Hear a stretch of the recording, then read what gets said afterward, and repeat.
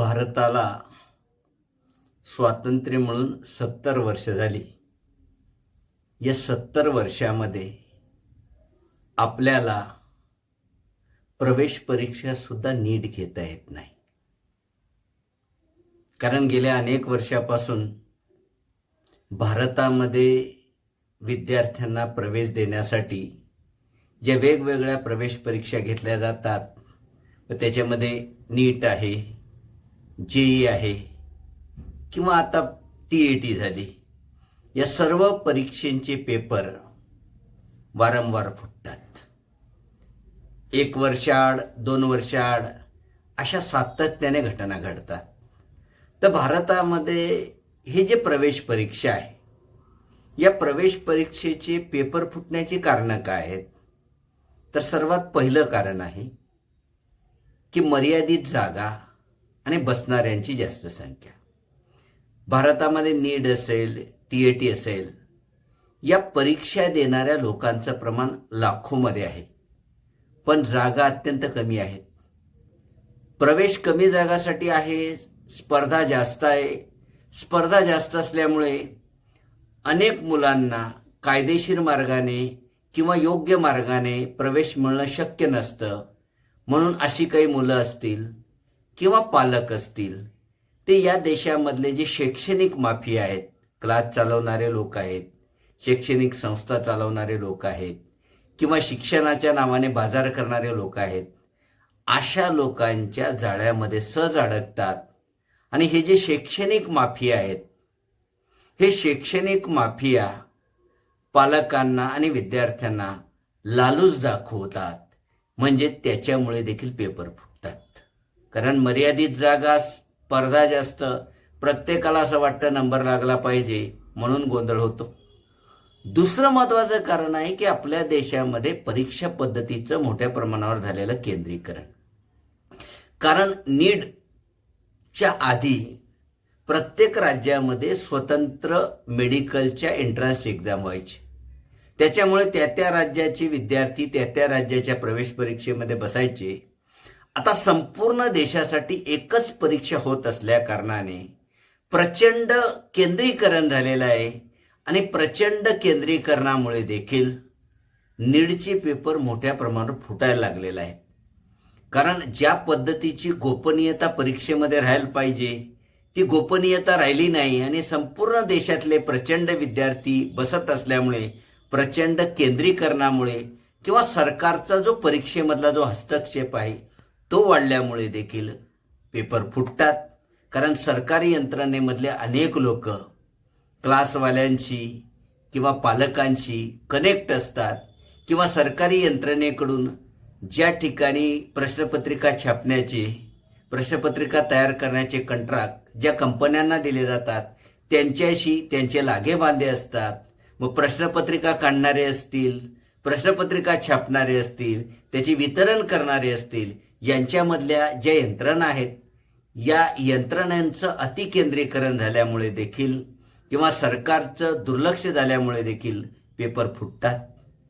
त्याच्यानंतर तिसरं महत्त्वाचं जे कारण आहे, ते तिसरं महत्त्वाचं कारण आहे की जे आधुनिक तंत्रज्ञान आहे, सोशल मीडियासारखं तंत्रज्ञान आहे, इंस्टाग्राम आहे, फेसबुक आहे, व्हॉट्सअप आहे, या तंत्रज्ञानामुळे परीक्षेचे पेपर फोडणं सोपं जातं. कारण पेपर फोडल्यानंतर अवघ्या काही मिनिटामध्ये देशाच्या कान्याकोपऱ्यामध्ये पोचवता येतो आणि सोशल मीडियाच्या माध्यमातून व्यवहार देखील करता येतो. म्हणून जसं जसं इंटरनेटचा वापर वाढला, सोशल मीडियाचा वापर वाढला, तसं प्रवेश परीक्षा जे आहे, त्या प्रवेश परीक्षेमध्ये फुटीचं प्रमाण जे आहे, ते फुटीचं प्रमाण देखील वाढलेलं आहे. त्याच्यानंतरचं जे कारण आहे, ते नंतरचं कारण म्हणजे आपल्या देशामध्ये प्रवेश परीक्षेची जी पद्धत आहे, वस्तुनिष्ठ पद्धत. कारण मोठ्या प्रमाणावर ज्या प्रवेश परीक्षेचे पेपर फुटतात, त्याच्यामध्ये प्रश्नाचं स्वरूप हे वस्तुनिष्ठ असतं. कारण प्रश्नपत्रिका विकत घेतली की ते प्रश्न तोंडपाठ करता येतात आणि तोंडपाठ करून 4 पर्यायापैकी 1 पर्याय त्या ठिकाणी लिहावा लागतो. म्हणून प्रवेश परीक्षेचे पेपर फुटण्यामागे हे सुद्धा कारण आहे की मोठ्या प्रमाणावर वस्तुनिष्ठ प्रश्न जे आहेत ते वस्तुनिष्ठ प्रश्नाच्या परीक्षा घेतल्या जातात आणि वस्तुनिष्ठ प्रश्न फोडणं, ते विकणं आणि विद्यार्थ्यांना पाठ करणं सोपं आहे. त्याच्यामुळे देखील प्रश्नपत्रिका ज्या आहेत त्या प्रश्नपत्रिका मोठ्या प्रमाणावर फुटत असतात. त्यानंतर आपल्या देशामध्ये परीक्षा घेणारे जे टेस्टिंग एजन्सी आहेत यांच्याबद्दल जे कायदे जे आले ते कायदे जुनाट झालेले आहेत. कारण की या संस्था बऱ्याचशा जुनाट कायद्यावर आधारलेल्या आहेत किंवा जे नवीन तंत्रज्ञान आहे या नवीन तंत्रज्ञानाचा वापर फारसा केला जात नाही. आता नीट सारखी परीक्षा आहे, पूर्वी ऑनलाईन व्हायची, सरकारने परत ती ऑफलाईन केली. म्हणजे आपण तंत्रज्ञानाचा वापर करून नवे बदल करण्याऐवजी आपण परत मागे येतो आहे. म्हणजे या ज्या टेस्टिंग एजन्सी आहेत यांची रचना जी आहे या रचनेमध्ये मोठ्या प्रमाणावर राजकीय वशिलेबाजी असलेले, राजकीय हस्तक्षेप असलेले लोक असतात. म्हणून ज्या दर्जाच्या लोकांकडे यांची जबाबदारी असली पाहिजे त्या दर्जाच्या लोकांकडे नसते.